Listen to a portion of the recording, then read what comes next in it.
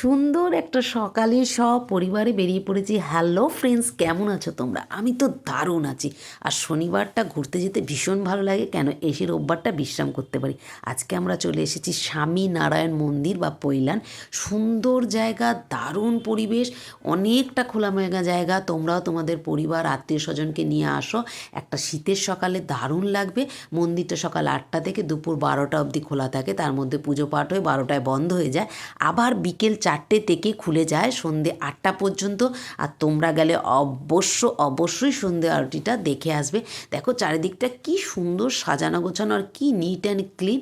আর এখান দিয়ে যখন তুমি হাঁটবে না, একটা মানে কি ঐতিহাসিক ফিলিংস হবে। রাজরাজারা যেমন জায়গা দিয়ে হেঁটে বেড়াতো সেই রকম সব জায়গা। তো আমার না একটুখানি মানে চুরি করে একটুখানি রিলস বানানোর ইচ্ছে হয়েছিল। তো একটা সাইডে গিয়ে আমি রিলস বানাতে যাচ্ছিলাম, কিন্তু ভুলেও সেটা করো না, এখানে সঙ্গে সঙ্গে ধরা পড়ে গিয়েছি। তো একটা দুটো রিলস বানিয়ে ফেলেছিলাম। এখানে ছবি তুলতে পারো মন্দিরের বাইরে, মন্দিরের ভেতরে নয়। এখন আমরা মন্দিরের ভেতরে যাচ্ছি। আর মন্দিরে ওঠার পরে একটা জায়গায় জুতো রাখতে পারো। এই যে সেই জায়গাটা দেখো, মনে হচ্ছে সেই রাজা বাদশাদের আমলে যেরকম দালান দিয়ে হেঁটে বেড়াতো সেই রকম ফিলিংস হচ্ছে। আগে থেকে জানলেন আমি অন্যরকম ড্রেস পরে যেতাম, যাই হোক। তো ভেতরে জুতো রেখে পুরো মন্দিরটা ঘুরতে হবে। মন্দিরের ছোট্ট ছোট্ট কারুকাজ অসাধারণ অসাধারণ। এর সকালে একটা রূপ, সন্ধ্যের ওপর রূপটা একদম আলাদা। তাই যত ছবি তোলা ভিডিও বানানো সব কিন্তু এই বাইরে করে নিও, ভেতরে প্লিজ করতে যেও না। আর এখানে কিন্তু সারাদিন থাকলেও তোমার অসুবিধা হবে না, নিজস্ব ক্যান্টিন আছে। হ্যাঁ, তোমার ব্রেকফাস্ট, তারপর ডিনার, লাঞ্চ তুমি সব করতে পারো। সন্ধ্যাবেলায় কফি টেবিল। আর দেখো শুধু বুগেনভেলিয়া দিয়ে জায়গাটাকে কি সুন্দর করে সাজিয়েছে।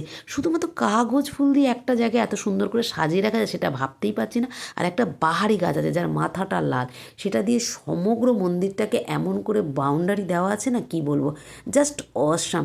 তোমরা যদি কেউ এই লাল মাথাওয়ালা মানে এই বাহারি পাতাটার নাম জানো না, প্লিজ প্লিজ প্লিজ, এই যে পেছনে দেখো প্লিজ, গাছটা এত সুন্দর লাগছে দিনের আলোতে তেমনি রাতের আলোতে।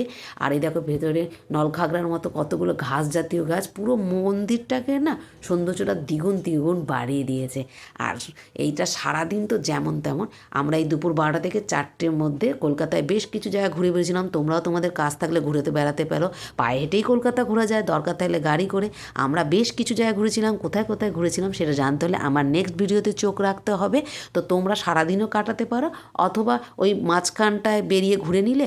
আর সবচেয়ে বেটার হয় খেয়ে দিয়ে যদি বিকেল দুপুর 2টো নাগাদ বেরো, তো 4টেতে পৌঁছে গেলে সারাদিন একটু দিনের আলোতেও সব দেখতে পেলে। আর তুমি সন্ধেবেলায় সেই যে আলোকসজ্জা আর সন্ধ্যা আরতি দেখো, বলতে বলতে আলোকসজ্জায় সেজে উঠেছে পুরো স্বামীনারায়ণ মন্দির, মানে অপরূপ দৃশ্য। আর সন্ধ্যা আরতিটা অবশ্যই দেখো। আমার বিশেষ কাজের জন্য খুব তাড়াতাড়ি করে বেরিয়ে এসেছিলাম, তাই দেখতে পাই না। আজ এটুকুটা, বাই।